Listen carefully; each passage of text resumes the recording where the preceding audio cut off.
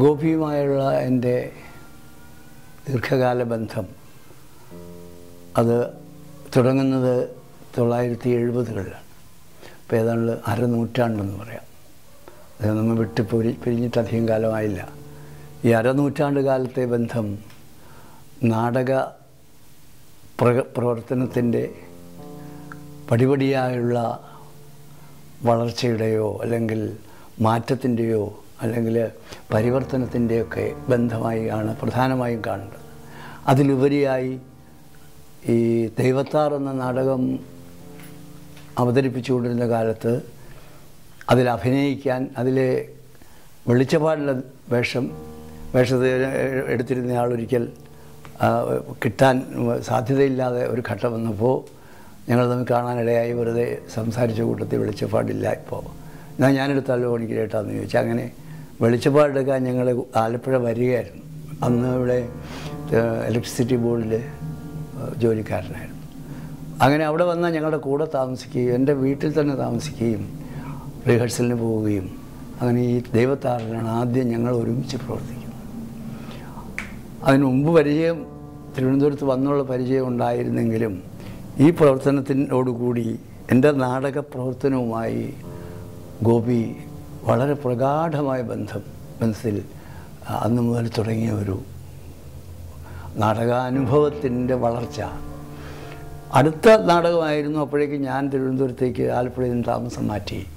തിരുവനന്തപുരത്ത് വന്ന ശേഷം ആദ്യമായി നാടകം ചെയ്യുന്നത് വന്നധികം താമസിയാതെ 1975 ഞാൻ തിരുവനന്തപുരത്തേക്ക് മാറിയപ്പോൾ അവനവൻ കടമ്പ എന്ന നാടകം ഇവിടെ ഈ അമ്മ വീട്ടിൽ റിഹേഴ്സൽ നടത്തുക. അപ്പോൾ എൻ്റെ കൂടെയുള്ള സഹപ്രവർത്തകരുടെ കൂട്ടത്തിലെ ഏറ്റവും പ്രധാനപ്പെട്ട ആൾ ഗോപിയും നടരാജൻ, അരവിന്ദൻ ഇവരൊക്കെ.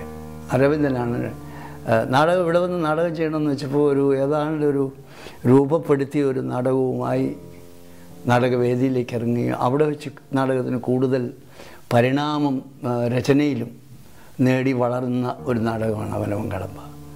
അതിൽ ഈ ആക്ടേഴ്സായിട്ട് വന്നവരൊക്കെ അതൊരു 90 ദിവസത്തെ റിഹേഴ്സലും മറ്റുമായിരുന്നത്. എന്നിട്ട് അത് പെർഫെക്ഷനിൽ എത്തിക്കുക എന്നുള്ളൊരു ആവേശകരമായ പരീക്ഷണമായി. പലരും നാടകം റിഹേഴ്സൽ കാണാൻ വരിക എന്നുള്ളൊരു വലിയ ഒരു ദിവസമുള്ളൊരു കാര്യമായി. പത്മരാജൻ, ഭരതൻ തുടങ്ങിയിട്ടുള്ള സിനിമക്കാരുമൊക്കെ തിരുവനന്തപുരത്ത് വന്നാൽ ഇതിൻ്റെ റിഹേഴ്സൽ മിക്കവാറും ദിവസങ്ങളിൽ റിഹേഴ്സലുണ്ടായിരുന്നു. അങ്ങനെ ആ നാടകത്തിൽ വളരെ കാര്യമായ സംവിധാനം നിർവഹിച്ചത് അരവിന്ദനാണെങ്കിൽ കൂടിയും അരവിന്ദൻ്റെ സംവിധാന ശൈലി സിനിമയിലുള്ള സംവിധാന ശൈലിയിൽ നിന്നും വ്യത്യസ്തമായി നാടകത്തിൻ്റെ സംവിധാനത്തിൽ അദ്ദേഹം കുറേ കൂടെ ഒരുതരം ഡെമോക്രാറ്റിക് ജനകീയ സ്വഭാവം രക്ഷിച്ചിരുന്നു. നാടകത്തിൽ പങ്കാളികളാകുന്ന ആളുകളുടെ എല്ലാ അഭിപ്രായം സ്വീകരിക്കുന്നത് എങ്ങനെയെന്ന് വെച്ചാൽ അവസാനം ഞാനുമായി എൻ്റെ നിർദ്ദേശവും കൂടെ വില വെച്ച് അങ്ങനെ ചെയ്യാനുള്ള ഒരു സന്മനസ്സല്ല, ഒരുതരം എൻസെമ്പിൾ ആക്ടിങ് എന്നൊക്കെ പേര് പറയാവുന്ന തരത്തിൽ സിനിമയിൽ അങ്ങനെ അല്ലായിരുന്നു. അദ്ദേഹം കടുകർക്കശമായ സ്വഭാവം പുലർത്തുന്ന ഒരു ഏകാധിപതിയായിരുന്നു. അങ്ങനെ നിശ്ചയിച്ചാൽ അങ്ങനെ തന്നെ ചെയ്യും. അത് എനിക്ക് അനുഭവമുണ്ട്. ഞങ്ങൾ ഒരുമിച്ച് സിനിമയിൽ പ്രവർത്തിച്ചിട്ടുണ്ട്. എൻ്റെ ഒരു നാടകം എടുത്ത് സിനിമയാക്കി ഗോപിയും അതിൻ്റെ പിന്നണി പ്രവർത്തനത്തിലുണ്ടായിരുന്നു. അവിടെയൊക്കെ അരവിന്ദൻ്റെ പക്ഷേ ഗോപി അരവിന്ദനെ തോൽപ്പിച്ചിട്ടുണ്ട്. എന്തിനാണ് ഇത് ചെയ്യുന്നതെന്ന് ചോദിച്ച് അരവിന്ദൻ്റെ മുൻപിൽ കീറാമുട്ടി ഉണ്ടാക്കിയിട്ടുണ്ട്. ഗോപി അങ്ങനെ ഒരു സ്വഭാവക്കാരനായിരുന്നു.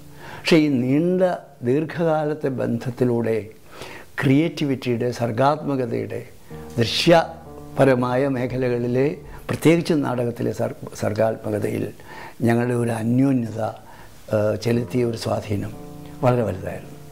വളരെ വളരെ വലുതായിരുന്നു. കാരണം നാടകത്തിൽ അതിൻ്റെ കൂടെ ഓർക്കേണ്ട പേരാണ് വേണുവിൻ്റെയും. വേണുവും ഈ ദൈവത്താറിന് ശേഷം അവനവൻ കടമ്പയ്ക്ക് ഇടയ്ക്ക് വേണുവും ഗോപിയും പങ്കെടുത്ത് എൻ്റെ ഒരു സംസ്കൃത നാടകത്തിൽ നിന്ന് മലയാളത്തിലേക്കുള്ള തർജ്ജമ ചെയ്യപ്പെട്ട ഒരു നാടകമുണ്ട്. അതിൻ്റെ പേര് ഭഗവത് അജ്ജുകം എന്നാണ്. അത് ബോധായന എന്ന കവി രചിച്ച വളരെ രസകരമായ ഒരു പ്രഹസനം. അതിലെ പ്രധാനപ്പെട്ട 2 വേഷങ്ങൾ ഗോപിയും വേണു ആണ് കൈകാര്യം ചെയ്തത്. ആ നാടകം വാസ്തവത്തിൽ ആ നാടകമാണ് ഗോപിയുടെ ഒരു നടൻ എന്ന നിലയിലുള്ള പരിണാമത്തിൻ്റെ ഒരു ഘട്ടം കാണിക്കുന്നതെന്നും ഗോപി തന്നെ പറഞ്ഞിട്ടുള്ളതാണ്. എവിടെയെങ്കിലും എഴുതിയിട്ടുണ്ടോ എന്ന് എനിക്ക് അറിഞ്ഞൂടെ, ഓർക്കുന്നില്ല. പക്ഷേ എനിക്ക് വളരെ വ്യക്തമായി പറയാൻ സാധിക്കും. അതിൽ ശാണ്ഡില്യൻ എന്ന കഥാപാത്രം എത്രയോ പ്രാവശ്യം അഭിനയിച്ചിട്ടുണ്ട്. ഓരോ പ്രാവശ്യവും ഓരോ പുതിയ അവതരണമായിരുന്നു. അതിനനുസരിച്ച് വേണുവും നിന്നിട്ട് അവരൊരുമിച്ച് ഏതാണ്ട് ഒരു 1.5 മണിക്കൂറുള്ള നാടകത്തിൽ മിക്കവാറും 3/4 മണിക്കൂർ ഇവർ മാത്രമുള്ള ഒരു ഘട്ടമാണ് ആദ്യം. അതൊരു വലിയ ട്രീറ്റാണ്. സംഭാഷണം മാത്രമല്ല, പിന്നീട് ആ നാടകം വളർന്നു, ക്രിയാംശ പ്രധാനമായ സാധ്യതകൾ അതിൽ വളർന്നു. അതും ഗോപി കണ്ടു. പിന്നീടുള്ള ജനറേഷൻ ആ നാടകം ചെയ്യുന്നതും ഗോപി കാണാനിടയായി. പക്ഷേ ആ നാടകത്തിൻ്റെ ഇന്ത്യൻ നാടക സങ്കല്പത്തിൻ്റെ ഏറ്റവും വൈചിത്ര്യമാർന്ന മേഖലകളെ തുറന്നിട്ടൊരു വലിയ നാടകമായിരുന്നത്. അതിനിടയ്ക്കാണ് ഗോപി സിനിമയിൽ പോകുന്നതും സിനിമയിൽ കത്തി നിന്ന വളരെയധികം പേരും പെരുമയും ഒക്കെ വളർന്ന കാലത്ത് അദ്ദേഹം എൻ്റെ ഒറ്റയാൻ എന്ന നാടകം അഭിനയിക്കാൻ സിനിമയിൽ നിന്ന് തിരിച്ച് സ്വന്തം വീട്ടിലേക്ക് വരുന്നത് പോലെ നാടകവേദിയിലേക്ക് വന്നു. ഒരു 10, 30, 40 ദിവസത്തെ കർക്കശമായ കളിയൊരുക്കം റിഹേഴ്സൽ നടത്തിയതിന് ശേഷം ബോംബെയിൽ നടന്ന ഈസ്റ്റ് മീറ്റ് വെസ്റ്റ് എന്ന് പറഞ്ഞ ഒരു വലിയ ഇൻ്റർനാഷണൽ നാടകോത്സവത്തിൽ ആ നാടകം അവതരിപ്പിച്ചു. അവിടെ അവതരിപ്പിച്ച പ്രസിദ്ധമായ ലോകത്തിൻ്റെ പല ഭാഗങ്ങളിൽ നിന്ന് വന്നിട്ടുള്ള പ്രസിദ്ധമായ നാടകങ്ങൾ, യൂജിനോ ബാർബയുടെ നാടകമൊക്കെ ഉണ്ടായിരുന്നു.